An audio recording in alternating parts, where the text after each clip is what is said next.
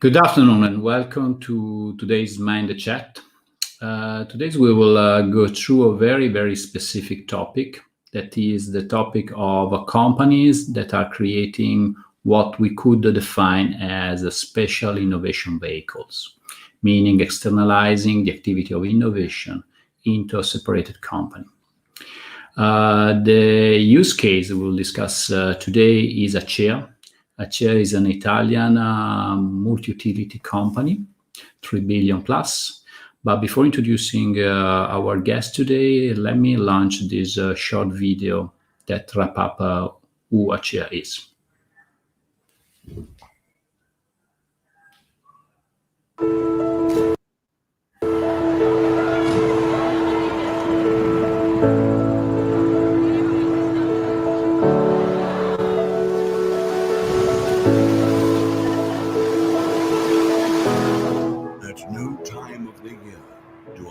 Stop and rest.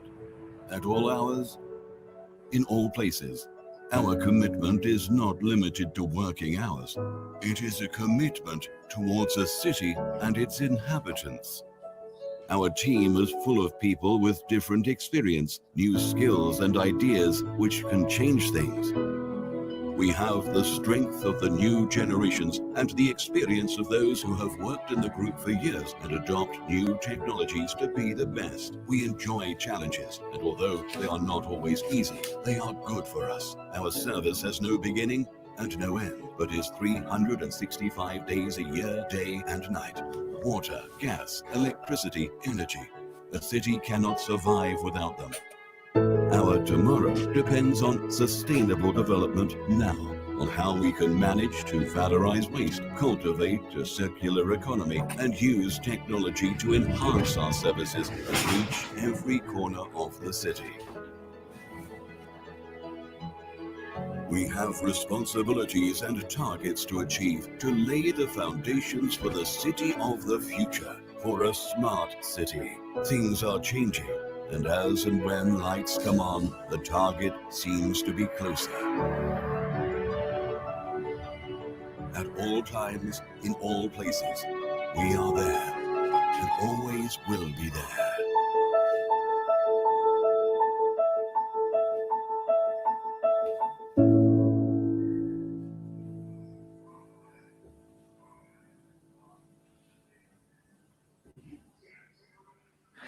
So this is Acea, and today's guest is the Chief Innovation Officer of Acea Group, Massimiliano Garri. Ciao, Max. Hi everyone. Thanks for having me, Albert.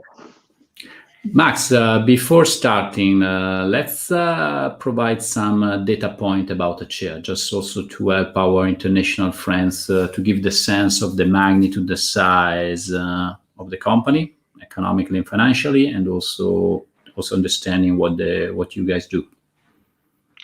Okay, so let me say, Acea is, as we said before, is a multiutility that is based mainly in the, well, historically is based in the city of Rome, but we do not do business only for the city of Rome. We are working in 5 different business areas, and the first one is the water services. We are the leading Italian operator with about 9 million inhabitants services by our water companies. We work mainly in the center and partially south of our country, so from Lazio to Campania, and especially for the water business, we do also have 4 companies overseas, mainly in Central and South America, where we serve about 4 million inhabitants over there. So we have these international operations. The second most important business for our company is the energy infrastructure. We do own and manage the all the electric infrastructure of the city of Rome. To better understand, Rome is a city that has about 3.6 million inhabitants, and we do serve about all of them based on the energy market, for the energy distribution, sorry. For the third part, we are also a provider of the energy retail company. We are also an energy retail company. And of course, we do serve, in this case, people all over the country. The fourth area of business is what we call the environment business. It's mainly based on the recycling and the reusing of let's say, disposed materials. So we do not do the collection of the material. We do not collect the garbage around the city. That's a role of a different kind of companies. What we do acquire this kind of material, and then we try to recycle and give them a new life. At the end, we also do some waste to energy business. So we do have also energy generation through the waste burning. Last but not least, we do also have an engineering and services company. It mainly works for our own kind of business, so it's not directly on the market, let's say, but it's a kind of a big company, about 500 people working in the engineering company. And it's very specialized about water analysis, water quality, water analysis for depuration processes, how to manage all the different inquinants that are inside the water when we get the water at the end of the cycle, and also APC for construction and maintenance of water and electricity plants. So totally, we are about 9,000 people, all over the world, and mainly in South America, Central America, and Italy. And we have about, as you said, 3 billion revenue. That's the main number. And 1 billion EBITDA. That is not. 1 billion EBITDA. That's not quite, in those times, is something that is quite not, let's say, not despicable, I would say. Just to define, what are your competitors again? For a company like this, there always is a certain some areas when you're a bit more protected by competition, but now you are internationalizing, and then you are opening to competition. What are your competitors? Well, we do have, I would say we have completely two different sector of business. One is the regulated business, where of course there is no competition. I mean, by definition, yes. Market, it's a monopoly, and it's normally based on geographical assets. So we do have to manage the asset of the city of Rome, and in that case, there is no competition. On the other side, we do compete on the market, and we do compete on the market for the electricity. We do compete on the market of the environment, because the acquiring of the waste and the treatment of the waste is a free market. So you do have to compete on acquiring the right kind of the waste, and to be very competitive in the cost and the result of your own processes to convert those materials. And on the other side, we do also have a kind of competition. Well, of course, there is the free market competition for the energy selling and the gas selling, and for the retail company, where you normally have to compete on the free market of all the offering from the other company. In this case, we are talking about Acea, Iren, Era, Enel, and all the big Italian companies. And for the water side, there is no really a free market yet. So the water sector is not yet in the unbundling approach that the energy market had a few years ago. So there is still a vertical integrated market that is practically a monopoly based on the geographical asset. But on that case, I would say that the main competition is more on the depuration and engineering side. And that's why also on that side, we are starting to look abroad, internationalizing our operation. So we are looking also to acquire some company abroad to have a footprint in different countries. If you want to operate in a different country, you have to establish a footprint that cannot be just to send someone over there to try to do it. Talking about internationalization, you have quite an international background. Can you, before going back and talking about your experience as Chief Innovation Officer of Acea, let's go back a bit more into you. And so how you come up, you reach Acea, what you've done before, where do you live, what you do, where you've been. So, well, let's say I made my pathway to Acea after 25 years of consulting. So I've worked mainly in consulting business for most of my career. I started in the early 90s as a developer. I was a C and after that C++ programmer for a big international company. And so I'm a nerd, because I do start my career as a nerd, and I'm quite found on my past as a nerd. And that, I believe, help you a lot in what you're doing now. Yes.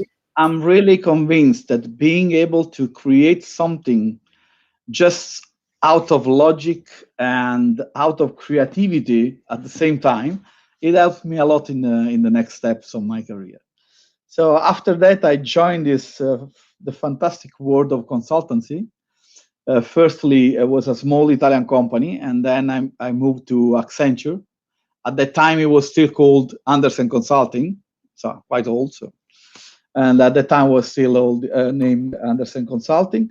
And I was working on a huge IT implementation processes at that time. In the 90s was probably the last golden age for IT, and everyone was implementing SAP, and so huge, humongous project about IT.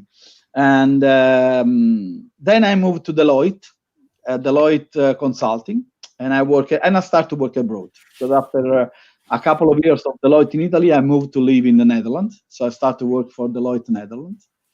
And I've been working in the Netherlands, and then I've been working around Europe for different assignments. And after 4 years, I think at the time we are around 2004, I joined small startups, Italian small consultancy firms that we founded in about 50. Well, I think we were around 50 when we founded the company, and the name of the company was Business Integration Partners. So everyone call the company BIP and BIP. And so I've been there for 13 years, sorry. We started in 50. When I left the company, I was a partner of the company. When I left, we were 1,700. We started with 5 million revenue. When I went out, we were about 250 million revenue. And but that time I was already partner of the company. I had my established client base and whatever a consultancy has to have. And then I got the chance to have this completely different challenge. And I have to say that I've been really enjoying the differences in from being a consultant, so solve the problem of someone else, to be a chief information and innovation officer, that I have to create the solution and apply them on the field. So you own the problems at this point. Yes, I do own the problem, and that I do own my stakeholder to solve the problem. Yeah.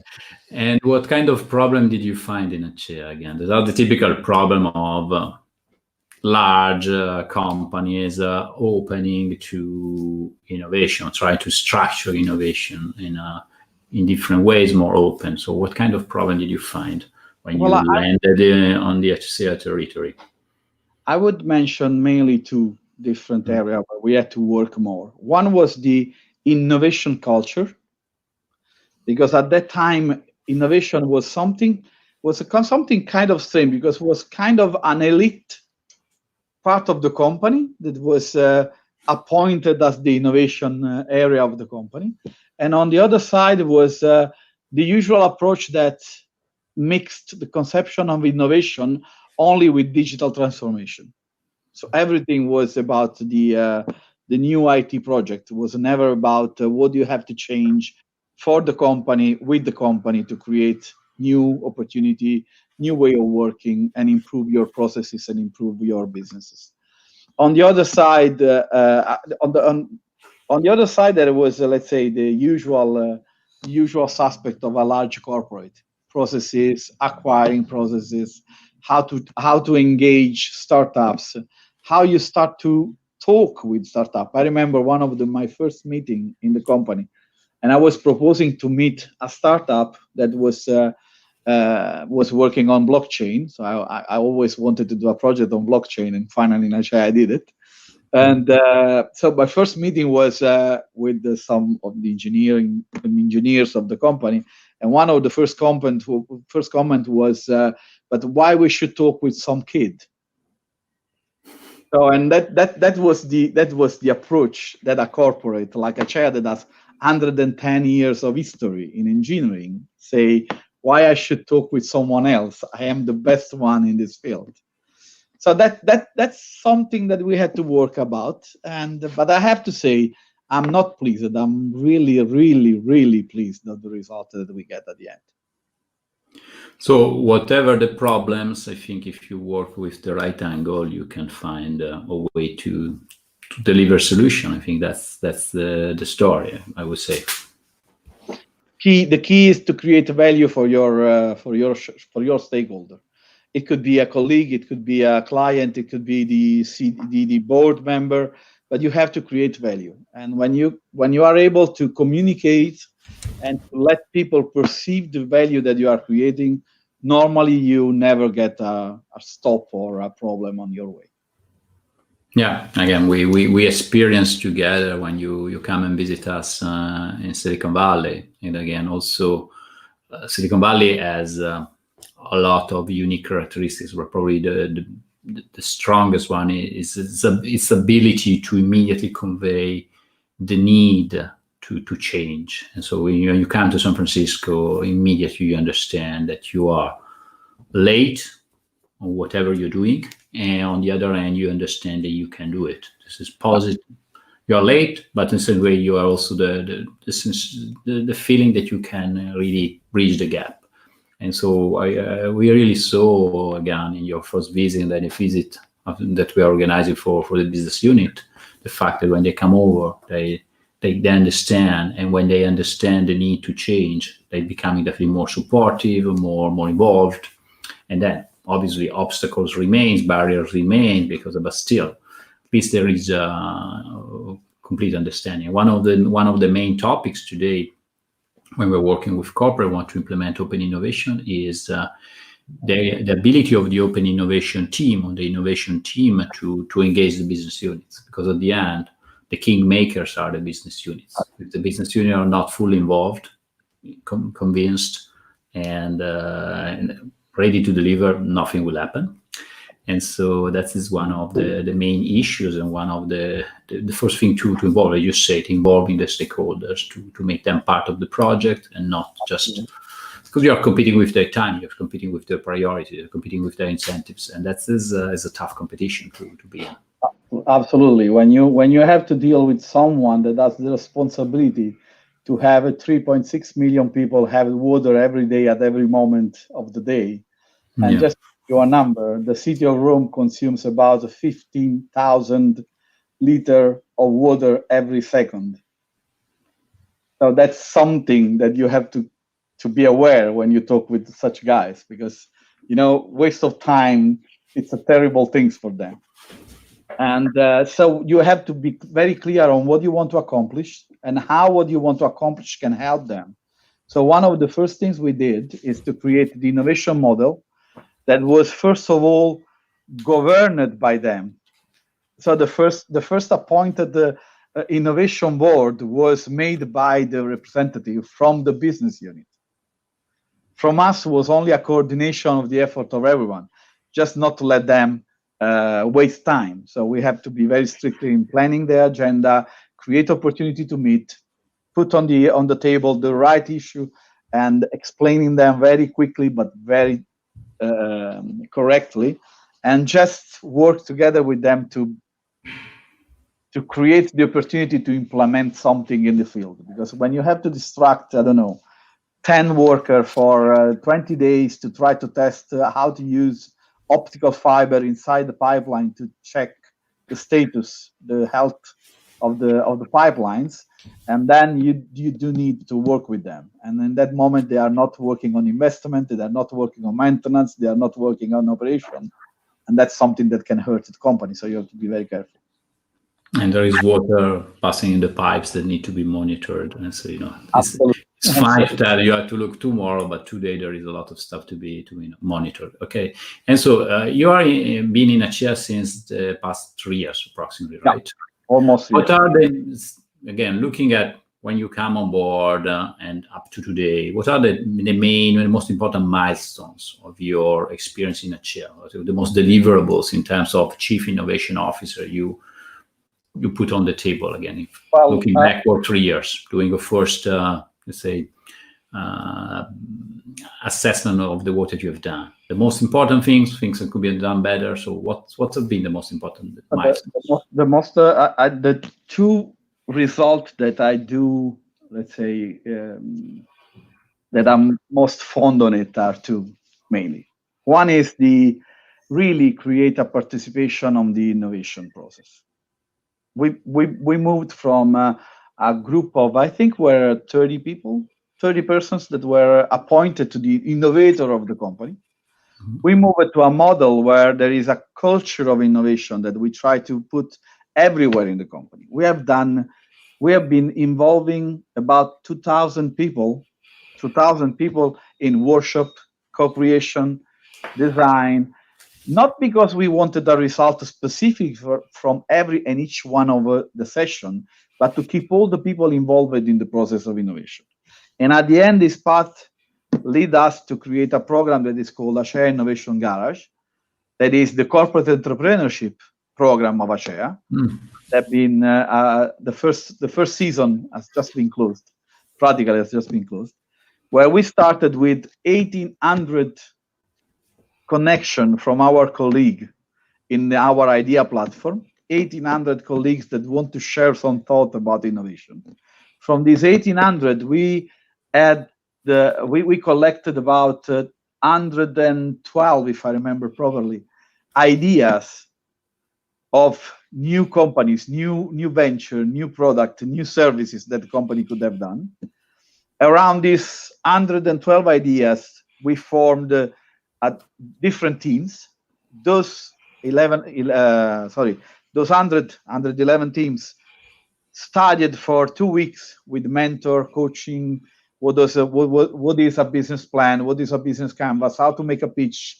How to create a business plan? So we help them create the, let's say, try to find out how to put in words their idea, but in very concrete words, not just talking about it.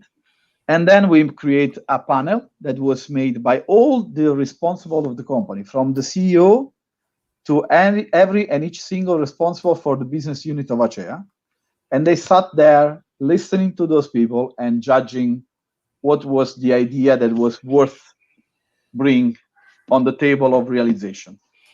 So we selected 3 ideas that were at the end of this process. There was a first funnel up from 110 to 10, and then from 10 to 3, and then we had this 3 months of corporate entrepreneurship program. In those 3 months, we were helped in developing through an agreement with CodeMotion.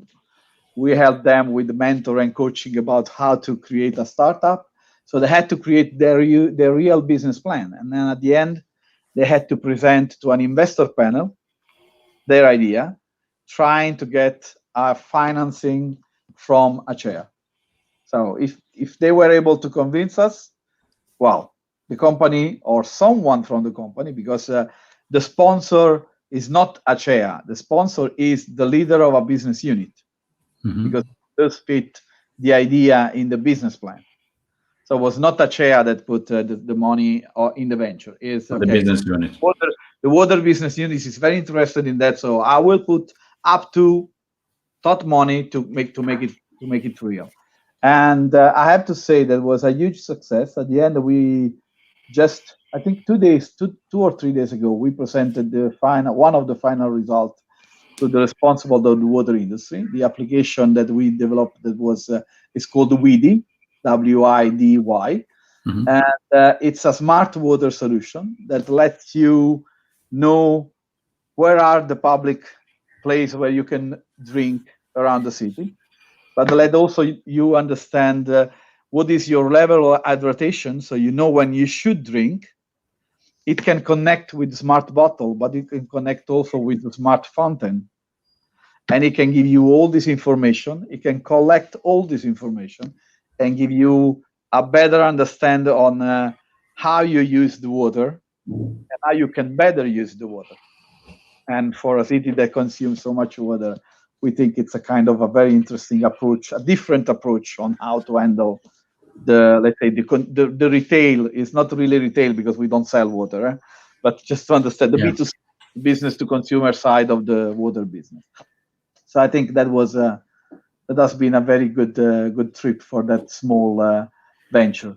But it's you haven't created a separated company, a spin-off company. No, we still an internal project. Yeah, at the end we decided that this is going to be an internal project because it has a business-to-business side that is very important for the water management system. So it's very important for the one who is in charge to manage the pipeline that go to the fountain. So that was one of the key drivers to decide not to create a spin-off, but to create a. But even though we didn't create a spin-off, the team that is working on the app, that is working on the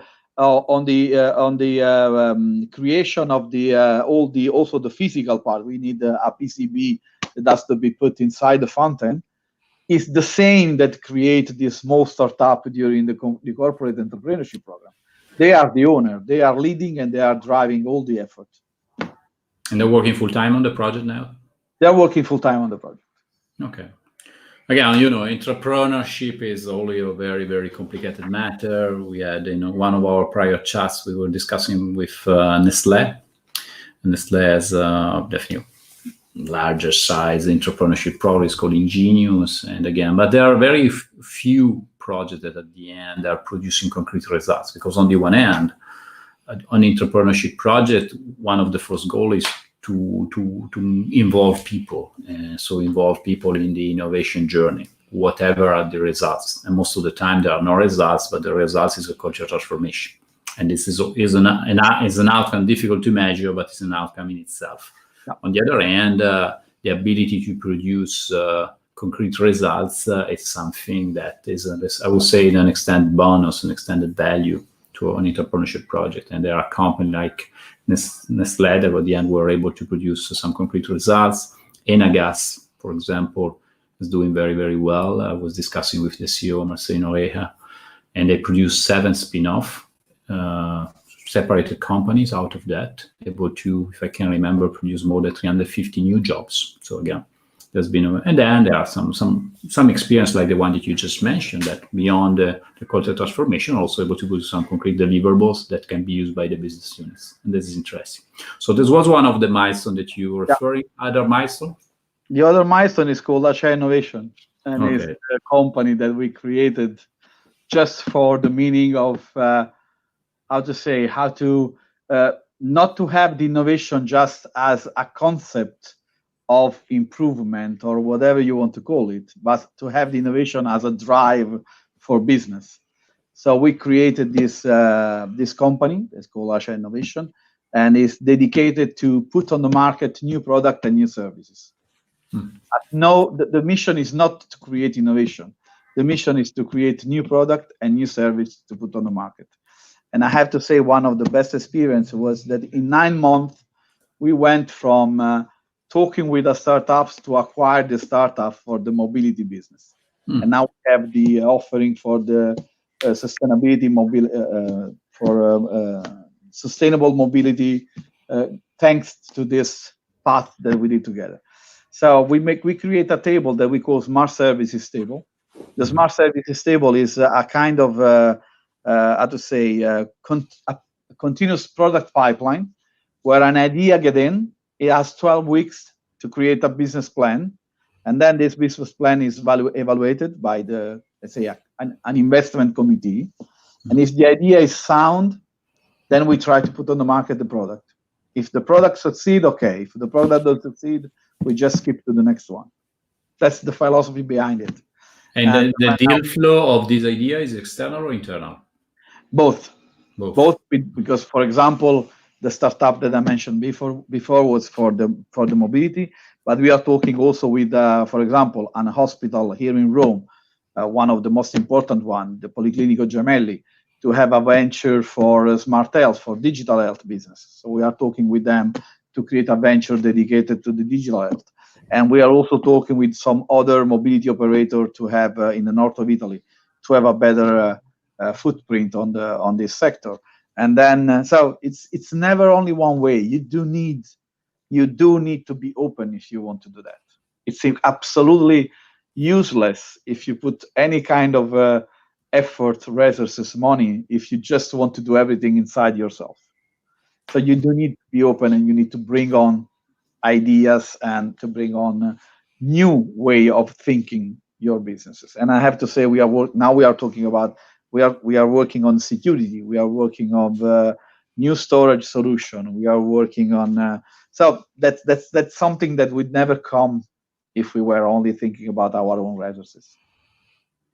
And a couple of questions about Acea Innovation. Again, in my introduction and an article that I'm writing to comment what will be discussed today, I define as a sort of a special innovation vehicles, meaning separated company. Again, in the world of corporate, typically the only part that has been outsourced or treated as a separate company has been investment. Investment are the corporate venture capital. While now there is a trend of companies that are spin-offing innovation in a separate company. Why that? Well, for ourselves, there are two main reasons. One was to be able to measure the results. You have a vehicle, and this vehicle has its own balance sheet at the end of the year. It's clear the money that you put in and the money that you get out. It's immediately visible. You don't have to see, okay, how much is for the water business? How much I got from the energy infrastructure? How much I got from the holding? But then I have to split this money on the different business area. You don't have to discuss anything of that. You just have how much is the investment, how much is the return of the investment, and everything is based on a business plan. For example, we are starting the business of mobility. Well, we have few prospects in our pipeline, and we are discussing how many charge points we can install if we can use our platform, and whatever it is. And then at the end, it's a commercial proposal. So you have how much money you have to invest, you have how much revenue you are going to create, and at the end, you have the result you are going to produce for the company. To create this product, then we use the open innovation approach, we use the startups, we use the innovation companies and things like that. But the business model is very entrepreneurial. We do have to create revenue to have the results for the company. And the second reason was, let's say, to gain the enough flexibility to move on the market with specific rules, and not from, for example, a regulated company like Acea, because all the regulation that are for this kind of business are very heavy. So you cannot think to have to deal with a, I don't know, 200,000 euro yearly revenue company startup with the rules of a company that has 3 billion revenue. It will never work. So we do have to share this kind of thinking with the CFO, with the COO, with all the business owner, and then we decided it was the right way to do. So that's the two reasons: flexibility and result.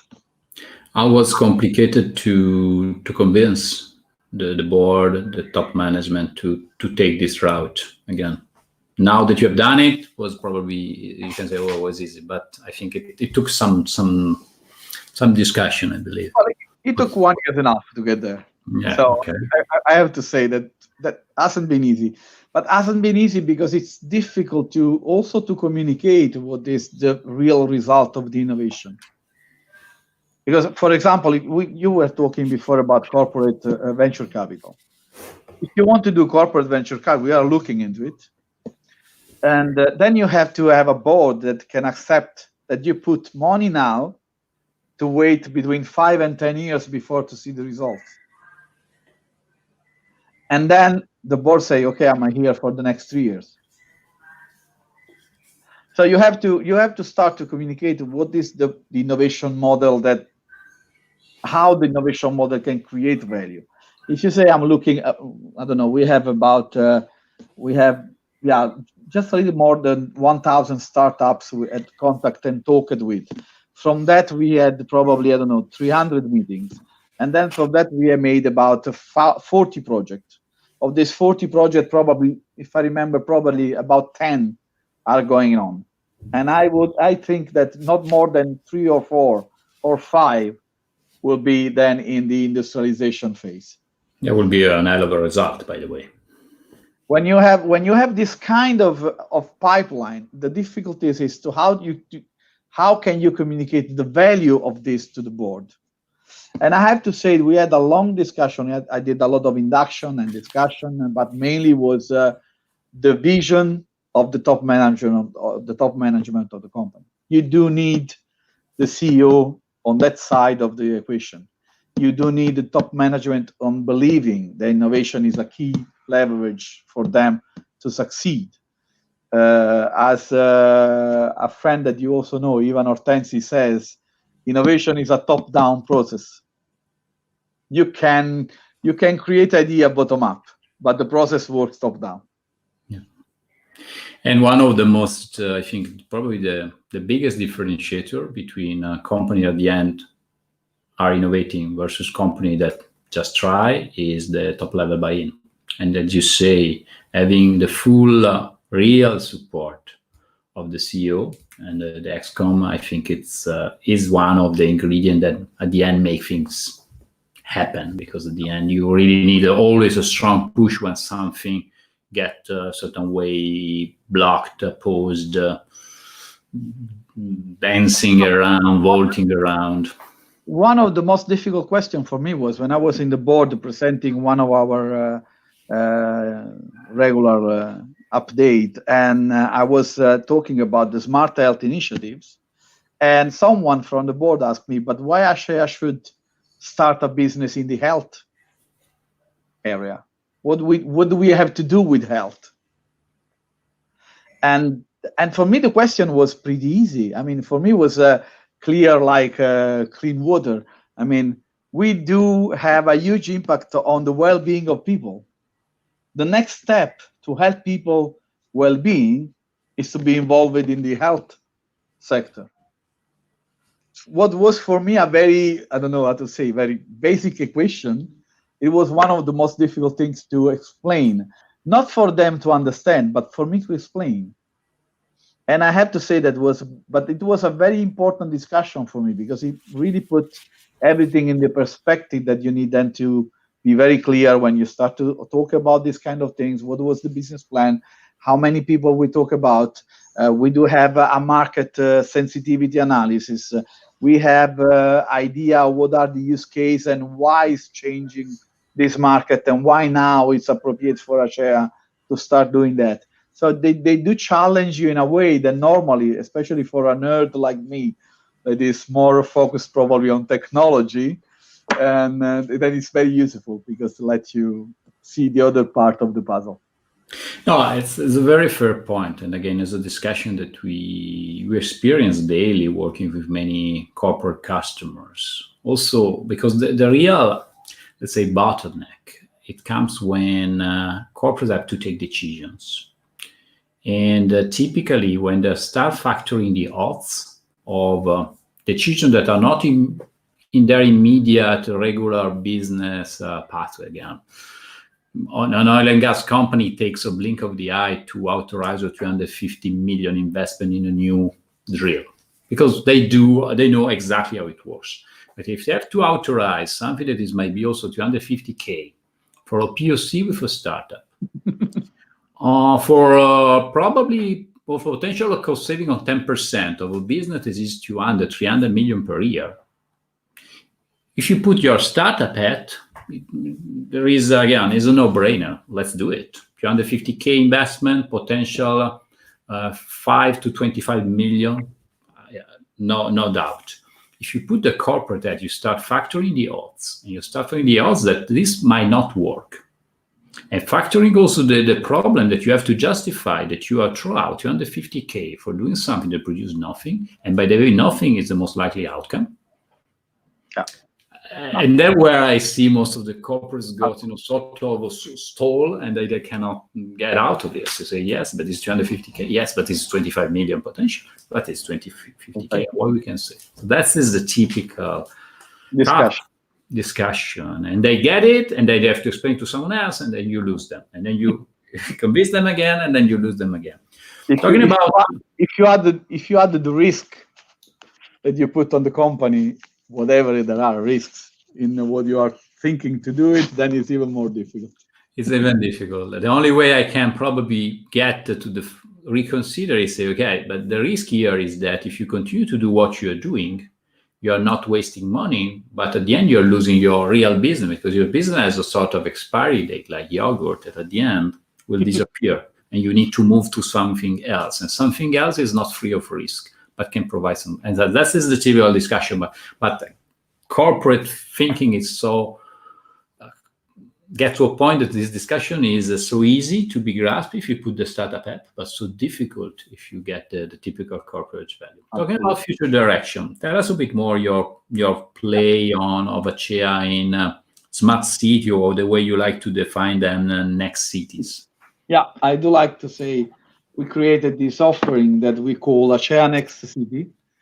Well, we choose the next word because for us it's a kind of easy to say what does it mean next, and for us next is like in the slide we are seeing, is the next place where we have to work, is the next place where we have to be for fun, is the next move that we have to take to get where we want to be. But next, and especially in Italian, is as you know, it means also people, il prossimo, the one who's close to you. So next is also something that is close to you because you care of it, and then next people. So that the concept of next also communicate on other things. That is not something that you have to wait for. It's the next step. It's not 3, 4, 5 ahead. I don't want to talk of the future city. I want to talk of the next city, the next step that I have to take. How I can take a next step to improve the life of the citizen of the city that we serve, for example. And then this idea started to take shape, and we came out with the offering of Acea Next City, that is made by Next People, Next Place, Next Move. Just quickly, in Next People, we have everything that has to do with the, let's say, the how to create value for the person. So, for example, two things inside that I like to mention is one is the innovation houses, and one is the Smart Health Initiative.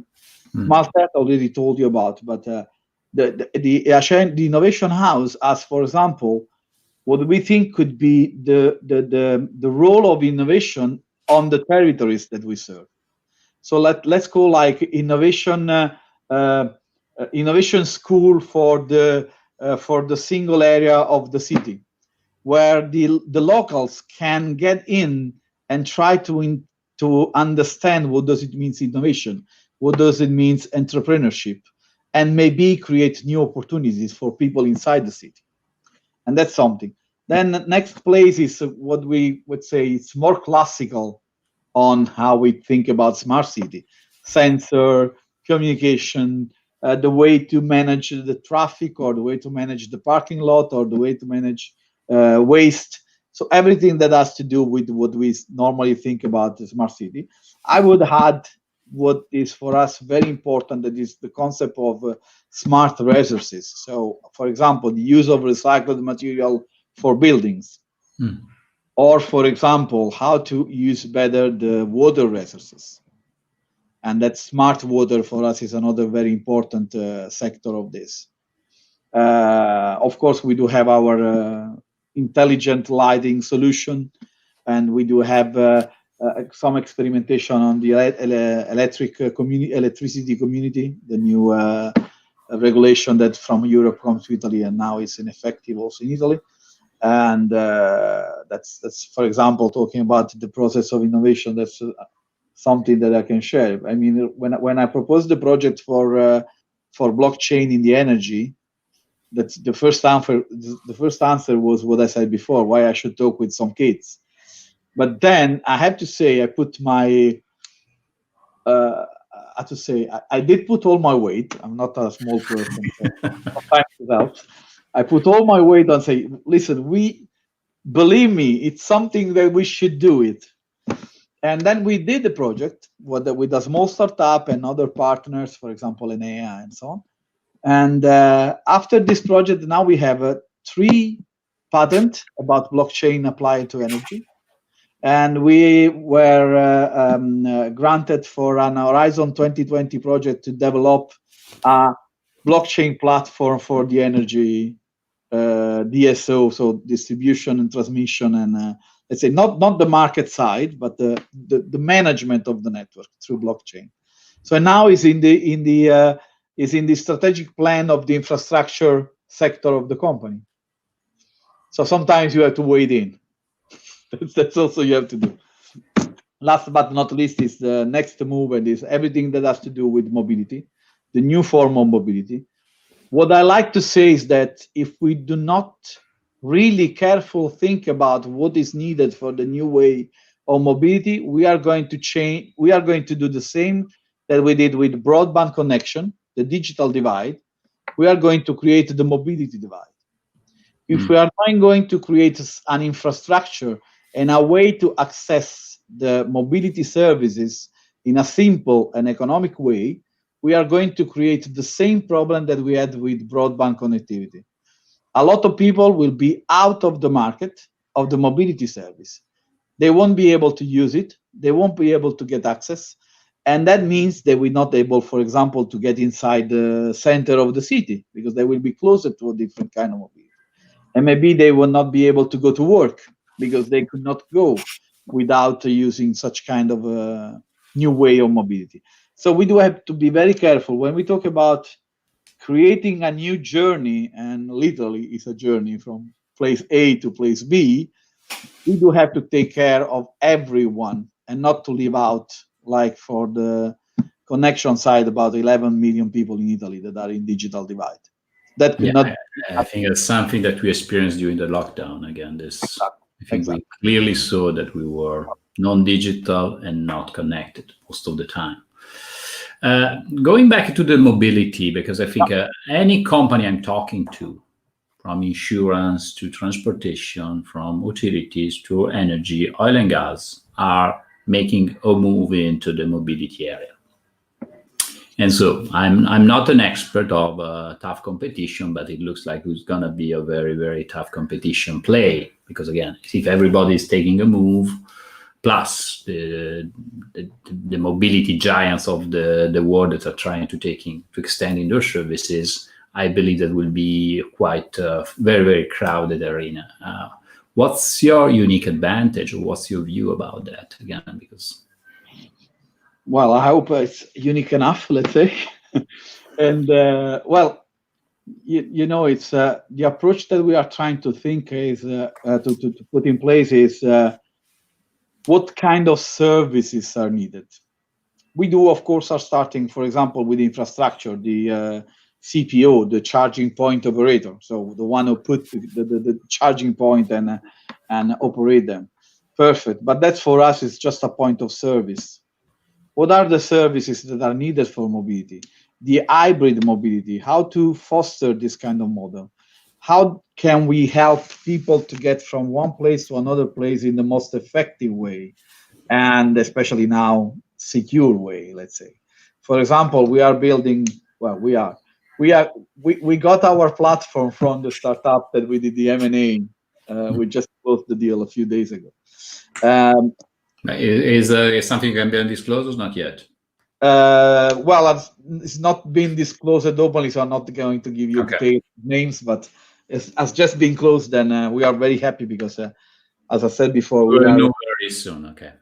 We will know. Well, we plan to make the launch of the new mobility offering in the spring, and the data was set to be when was the Marathon of Rome.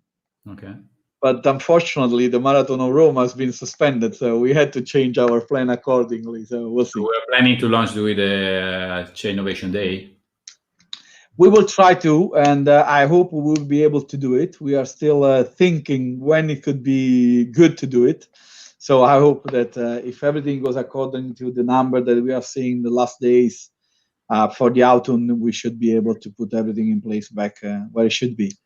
Let's say. So going back to the mobility. So the main thinking is, what are the services? One of the let's say experiments that we are doing is with the Lewis University, where we manage, for example, the car sharing for the students. But we also manage the public. Let's say it's a private bus transport between the different building of the university, where the student can just reserve his own place. He receives the QR code on the app, and then he can pay or just certificate his reservation of the place through the QR code and using a public kind of transport. Or how to mix the concept of parking spot and different services, because when you stop and you have to charge the car, you have at least to invest 15 to 20 minutes. So what are you going to do in this 15, 20 minutes? So it's not, we're talking with a lot of manufacturers, of course, like everyone in this market. We don't see ourselves as a competitor for the core mobility, how to say, services like roads or pure infrastructure or cars and things like that. But what the people need when they have to start a journey and to complete a journey. For example, why I don't give you a car for free if you do some kind of things to get from place A to place B? Why I don't give you the possibility to have a small electric car for city movement, but I give you also the possibility to have a different car when you have to go out of the city? How I can manage this kind of flexibility and have it available directly on the market? So it's more, how to say, I don't know, maybe it sounds a little oversimplifying, but it's just to create the platform of mobility and not thinking of mobility like an object. No, I think it's a super hot topic, and it's difficult to try which is the building blocks. You can create an offer. Will be the payment, will be the physical spots, will be the transportation, the last mile transportation, the train transportation, whatever. And by the way, if you see that there is an interest of understanding more from Rick Acea. Rick Acea is the head of innovation for transport for London. I was about to introduce to him in London at our summit that we were forced to cancel. For the same reason you canceled the innovation, but again, you will definitely a connection that will make to you guys at least, because there is probably some good discussion to make. Okay, so we are at the end of our conversation. Max is again. I will spend hours talking with you again. This is part of also your. Thank you, very kind. Because again, you are always. Gigantic source of inspiration, and also going beyond the technical things again. And we are even talking about movies and books. That is another thing that we can spend hours discussing together, but I'm not opening this topic because I know we'll end it up at 5 p.m. and that we have other engagements. So thanks a lot for this conversation. It was great to know about all the interesting things that Acea and with you has done, and also with your contribution, and looking forward to continuing our conversation during our summits. Thanks a lot to you and to all the people who join us, and really has been a pleasure to talk with you. Have a nice day. Have a nice day, everyone. Bye, Max. Thank you. Bye.